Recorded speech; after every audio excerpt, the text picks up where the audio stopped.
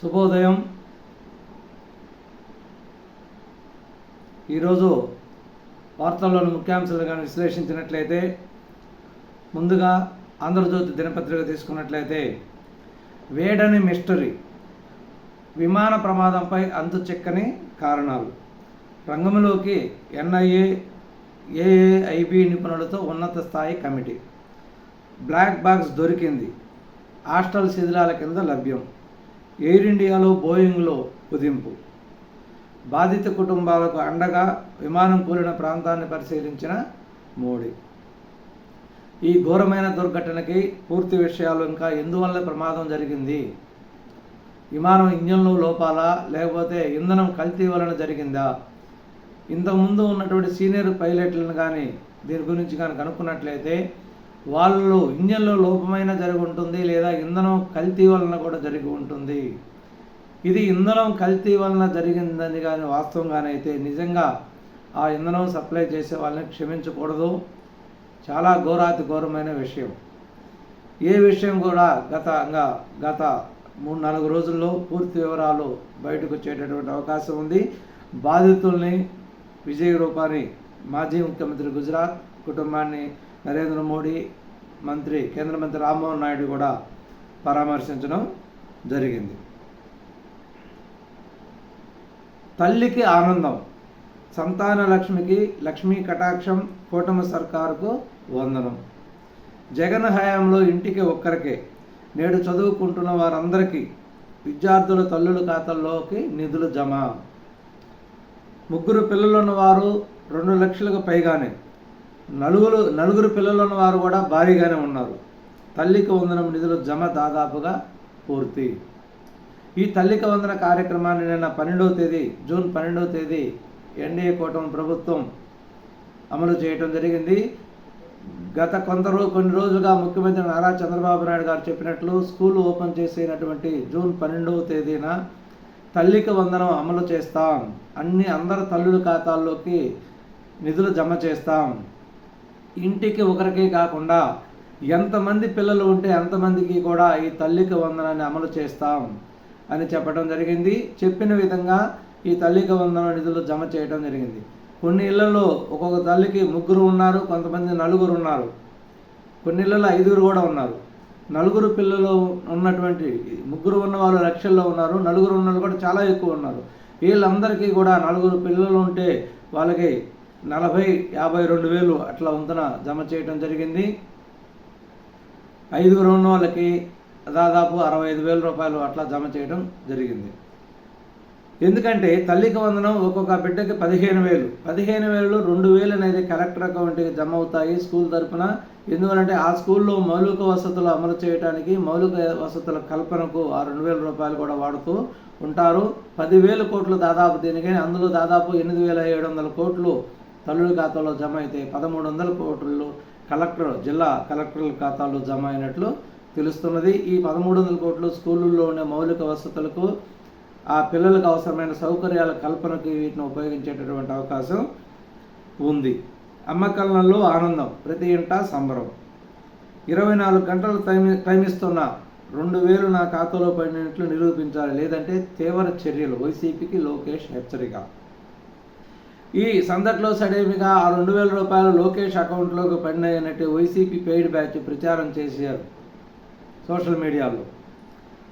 అంటే 15,000 13,000 తల్లుల ఖాతాలోకి 2,000 లోకేష్ బాబు అకౌంట్లోకి అనేది సోషల్ మీడియాలో విపరీతంగా ప్రచారం చేయడం జరిగింది వైసీపీ వాళ్ళు.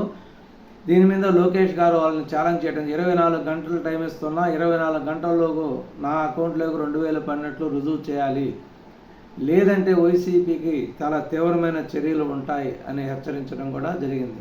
ఈ వైసీపీ ఇటువంటి అడ్డగోల విమర్శలు చేసి గతంలో ప్రభుత్వం అధికారంలోకి వచ్చింది. ఇంకా ఆ అడ్డగోల చర్యలు, అడ్డగోల ప్రచారము, దుష్ప్రచారం వీళ్ళు ఇంకా మానుకోలేదు. ఎందుకంటే ఇటువంటి ప్రచారంను చేయకూడదు రుజువులు లేకుండా. ఒక ఆరోపణలు చేసినా కూడా ప్రజలు నమ్మేటట్లు ఉండాలి. ఎందుకంటే గత 15 సంవత్సరాలుగా 20 సంవత్సరాల నుంచి మీకు వైఎస్ కుటుంబం చంద్రబాబు నాయుడు గారి మీద, తెలుగుదేశం పార్టీ మీద అనేక అవినీతి ఆరోపణలు చేసింది. అనేక సార్లు కోర్టుకు పోయింది. ఏ ఒక్కటి కూడా నిరూపించలేకపోయారు. ఏ ఒక్క దాంట్లో, ఏ ఒక్క అవినీతి కేసులో కూడా చంద్రబాబు నాయుడు ప్రమేయం లేదు. చంద్రబాబు నాయుడు గారి మీద ఎటువంటి అవినీతి కేసులు లేదు. తెలుగుదేశం పార్టీ ప్రభుత్వం మీదే లేదు.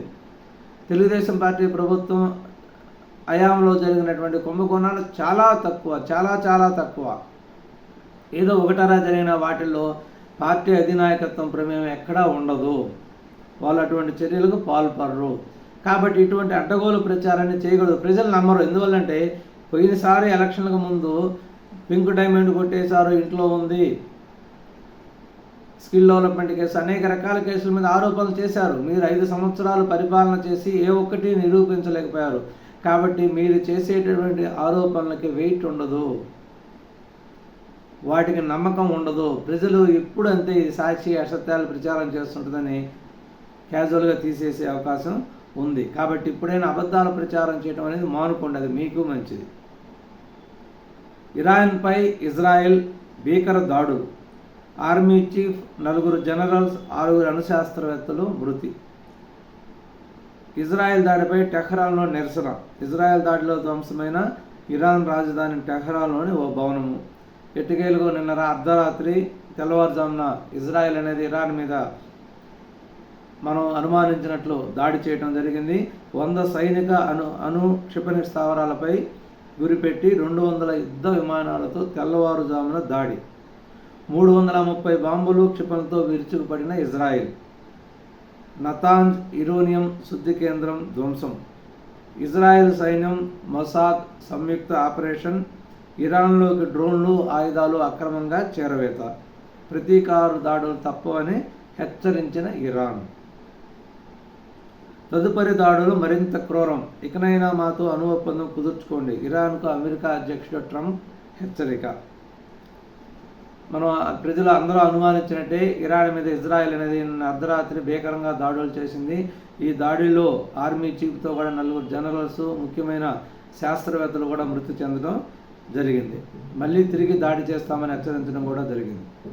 జాగ్రత్తగా ఉండండి, అమరావతిపై అనుచిత వ్యాఖ్యలు చేయవద్దు, డిబేట్లోని వారు కూడా చేయకూడదు. సాక్షి యాంకర్ కొమ్మినేనికి సుప్రీం తీవ్రమైన హెచ్చరిక. రాజధానిపై అసభ్య వ్యాఖ్యల కేసులో జైలు నుంచి విడుదలకు ఆదేశం. ట్రయల్ కోర్టు షరతులకు లోబడి బెయిల్. ఈ కొమ్మినేని శ్రీనివాస్ అమరావతి మహిళల మీద చేసిన దుష్ప్రచారంతో అరెస్ట్ అయ్యి జైల్లో ఉన్నాడు. అతను డైరెక్ట్ హైకోర్టు కాకుండా నేరుగా సుప్రీంకోర్టుకి బెయిల్ అప్లై చేయడం జరిగింది. సుప్రీంకోర్టులో వాదోపవాదాల తర్వాత ఎట్టకేలకు అనేక షరతులతో సుప్రీంకోర్టు అనేక హెచ్చరికలు చేసి బెయిల్ ఇవ్వడం జరిగింది. ఎందుకంటే ఇతను ఒక సీనియర్ యాంకర్, సీనియర్ జర్నలిస్ట్, పత్రికలో ఉండే స్వేచ్ఛను కూడా పూర్తిగా అణచివేతకు గురి కాకూడదు అని దాంట్లో దృష్టిలో పెట్టుకొని హెచ్చరికలతో మీకు బెయిల్ ఇస్తున్నాం. ఇక ముందు జాగ్రత్తగా ఉండండి. అమరావతిపై ఇటు అనుచిత వ్యాఖ్యలు కూడా చేయవద్దు, మీరున్నటువంటి డిబేట్లోని వారు కూడా చేయకూడదు అని కొమ్మినేనికి సుప్రీం హెచ్చరిక చేయడం జరిగింది. ఎట్టకేలకు బెయిల్ లభించడం కూడా జరిగింది. నేడే నీట్ ఫలితాలు. ఈరోజు నీట్ ఫలితాలు కూడా విడుదలయ్యేటటువంటి అవకాశం ఉంది. అదేవిధంగా గుట్టు ఈనాడు దినపత్రిక తీసుకున్నట్లయితే గుట్టు విప్పనున్న black box. Ahmedabad air India విమానం ప్రమాదానికి గురైన ప్రాంతంలో ప్రధాని మోడీ, కేంద్ర మంత్రి రామ్మోహన్ నాయుడు పర్యటన. గుజరాత్ ముఖ్యమంత్రి భూపేంద్ర పటేల్తో కలిసి పర్యటన చేయడం, అనేక మంది బాధితులను కూడా పరామర్శించడం జరిగింది. రాజధానిలోని పరిపాలనా నగరంలో 1052 కోట్లతో మౌలిక వసతులు ఆమోదం తెలిపిన సిఆర్డీఏ. అమరావతిలో అనేక కాంప్లెక్స్లు, అనేక ప్రభుత్వ కార్యాలయాలు నిర్మితమవుతున్నాయి. ఈ నిర్మితమవుతున్న కార్యాలయాలన్నిటికీ కూడా ఈ పరిపాలనా నగరంలో ఉండేటువంటి అన్ని కార్యాలయాలకి, అన్ని గవర్నమెంట్ కాంప్లెక్స్లకి మౌలిక వసతుల కోసం 1052 కోట్లు కేటాయించి దానికి పరిపాలనా అనుమతులు తీసుకోవడం జరిగింది. నిన్న సిఆర్డీఏ జరిగిన సమావేశంలో సిఆర్డీఏ దీన్ని ఆమోదించడం కూడా జరిగింది. అంటే మౌలిక వసతులు అంటే కరెంటు సప్లై, వాటరు, డ్రైనేజ్ వ్యవస్థ, ఇటువంటి అన్నీ కూడా, కమ్యూనికేషన్ వ్యవస్థ, ఇటువంటి అన్నిటి కూడా సమకూర్చడానికి ఈ డబ్బును వినియోగించేటటువంటి అవకాశం ఉంది. అర్హులు ఎందరూ ఉన్నా అందరికీ తల్లికి వందనం. మనమిత్ర వాట్సాప్ గ్రామ వార్డు సచివాలయాలలో 16 నుండి వినతుల స్వీకరణ.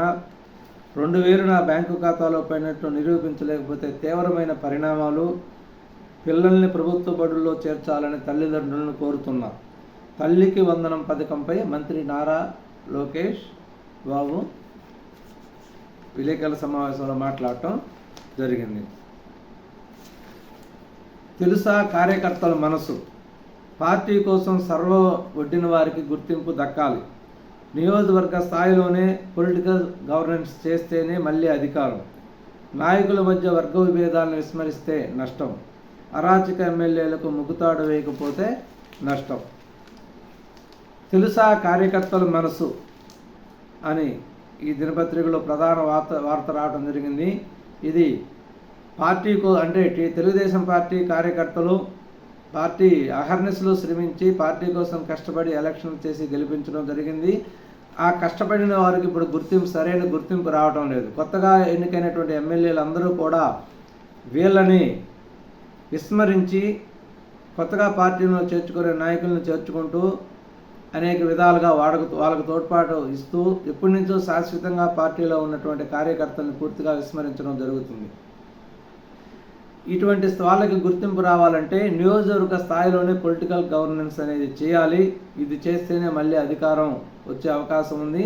నాయకుల మధ్య వర్గ విభేదాలని విస్మరిస్తే పూర్తిగా నష్టపోతాం.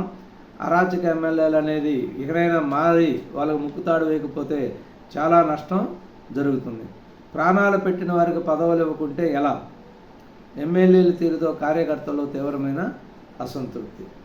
ఇది ఈరోజు ప్రధాన దినపత్రికలో ఉన్నటువంటి ముఖ్యమైన అంశాలు. మరొక ముఖ్యమైన అంశంతో మళ్ళీ కలుద్దాం. నమస్కారం, ధన్యవాదాలు.